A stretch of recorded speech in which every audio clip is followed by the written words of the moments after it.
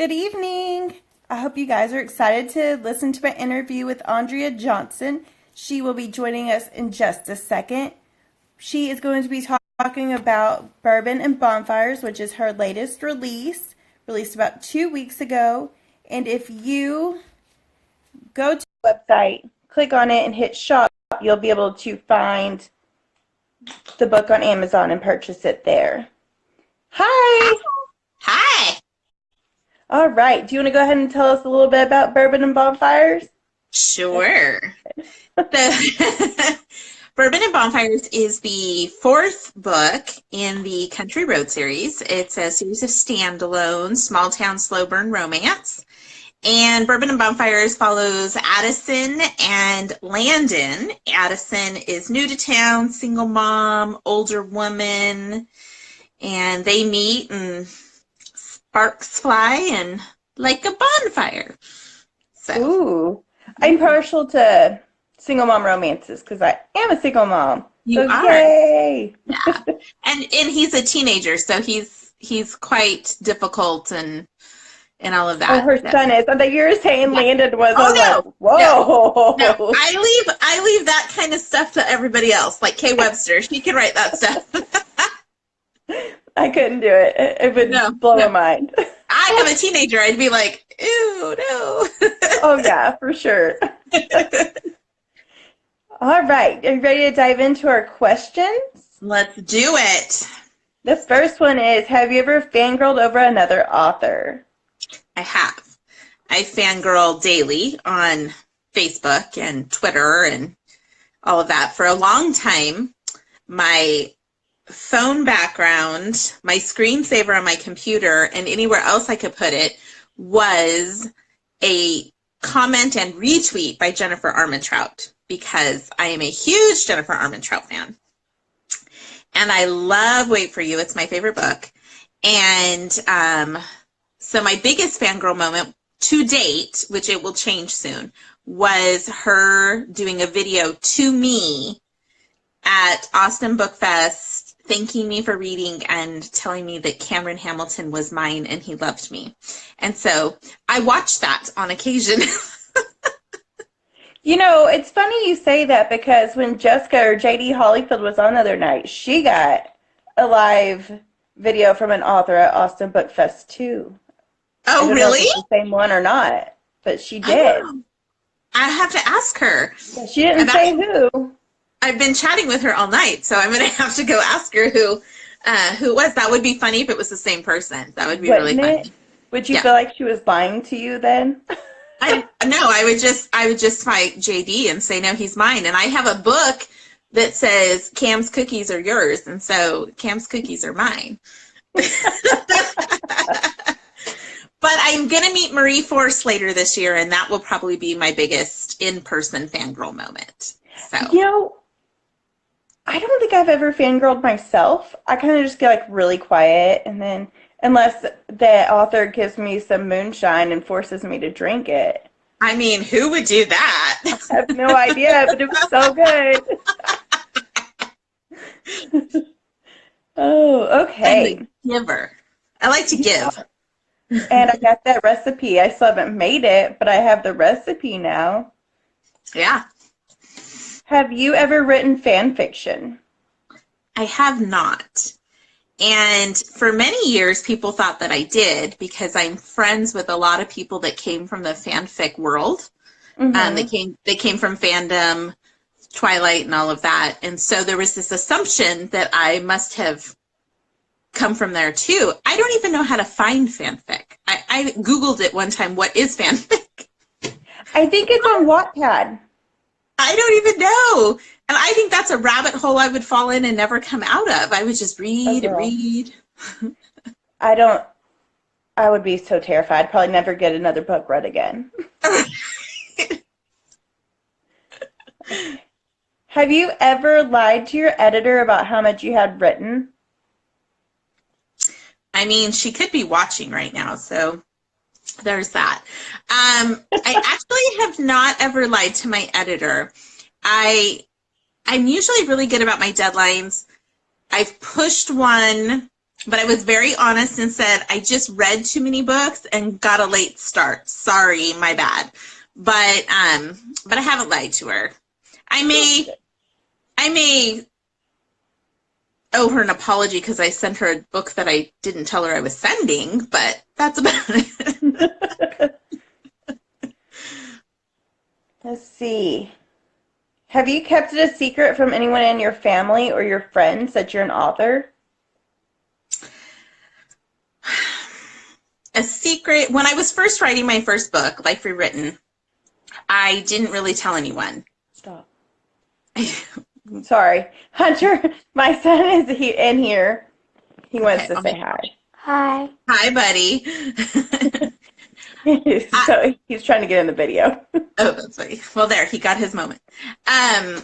I didn't tell people I was writing. My husband knew because he was like, what are you doing over there on the laptop? But other than that, I didn't really talk about it. And I still don't talk about it. I don't know how many books I have. 11 or seven full lengths. Yeah. I had 11 releases. I have 7 full lengths plus Mercy. And I don't talk about it. Like, people will say, oh, what do you do? You know, and I tell them my day job. I don't really talk about it unless they see something. I'm wearing my shirt or I have my keychain or something like that and it has my logo on it, and then they ask me. Do you live a double life? I do. I'm dismissing my reminder. My reminder just went off that I'm going to be here with you. Well, good. Glad you made it. Yeah, so I don't really talk about it. It's not because I'm embarrassed. I mean, I'm not embarrassed. It's just, hey, I always feel like I have to explain myself, so I just leave it off the table, and I don't have to explain why I write romance, and that, yes, people really read books, and, you know, that kind of thing. Rapidly. Yes, rapidly. Have you ever written your own name wrong when you were signing a book? Yep. Sure have. I have completely messed up my signature. And then made it into like a flower.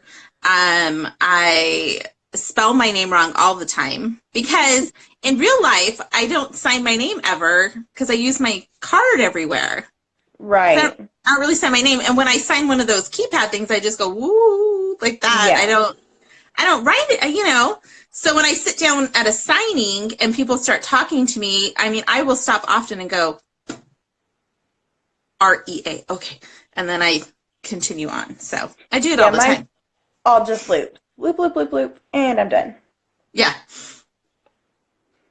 Have you ever cried while you were writing a book? Mm-hmm. Pretty much every book. Different reasons. Some because the storyline touches me or a part in it does. Some because I'm so exhausted and just grateful it's over. Or sad that it's over. Both of them. Mm-hmm. But yeah. But I have cried almost every book. I almost cried reading one of your books because I kept thinking something bad was going to happen and then nothing bad would happen. I'm like, oh, I'm just being over dramatic here. Oh, really? Which one? Summer Break. I kept thinking that someone was going to cheat. Yeah. And they never did. So I was kind of almost disappointed that there was no cheating. Who's gonna cheat on Madsen Sexton? Nobody. Well, or not, maybe not like actually cheat, but like him think that she was. He assumed, you know, that's kind of what I was thinking was gonna happen. That he was gonna think that happened, and it didn't really happen. And things drama, you know. So those two were just rabbits. Yeah, they're rabbits. Yes, we had this conversation over moonshine.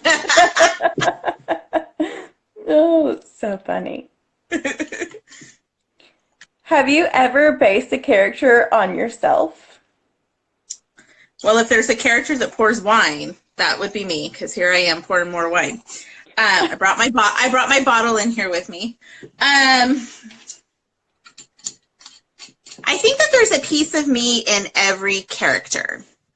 That there's something I pull from myself, and a lot of times it's how I would handle a situation that I put them in. Yeah. But I would say of all my characters, Ashton from Tequila and Tailgates is probably one of the closest to me. And so it's, when people don't like her, I get so sad because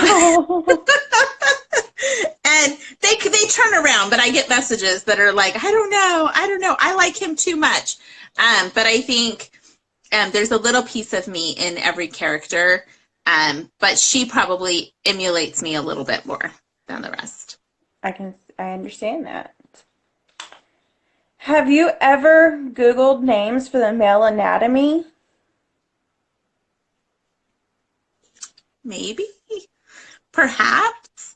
I mean, I'll keep it PG because kiddo is nearby. Yeah, because he wouldn't go to his own room. He's like, I'll just forget everything you said. So you can only use certain terms so many times. And when you're writing a 90,000 word book, I will search that word and go, oh my gosh, I've used it, 22 times. I need a different way to say this, Yeah. And go and try to. And the D word and the C word, you're just like, okay. Yeah. And no one really wants to use the P word. It's too scientific. Yeah. I mean, unless you're writing rom-com, then maybe you can, stick it in there. No pun intended. Rom-com, you have a lot more leeway with those words. Yes. So I enjoy writing rom-com for that reason, because I can, I did it in summer break and spring break and, use different terminology and makes it fun. So, yeah. You're more creative with it. Yeah, for sure. Okay, this one's going to be a little more difficult to try to be PG with. Have you tried any positions before you wrote them into a book? I have not tried them for the purpose of writing them into the book. That doesn't necessarily mean they haven't been attempted before going in a book. Does that make sense? It makes total sense. Yes. Oops. Have you ever co-written a book?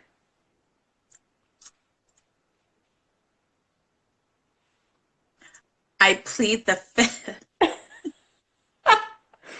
Mom. Okay, I guess that's going to go hand in hand with my next one, where have you written under a secret pen name? I guess you can't answer that. I haven't. I put this one in there, right? But listen, how many people are going to admit that they wrote under a secret pen name? Because then it wouldn't be a secret. That's true. I actually have not written under a secret pen name. My name is my name. If it was not my name, I would have something super awesome, like, I don't even know, something like Flowering Willow or something. But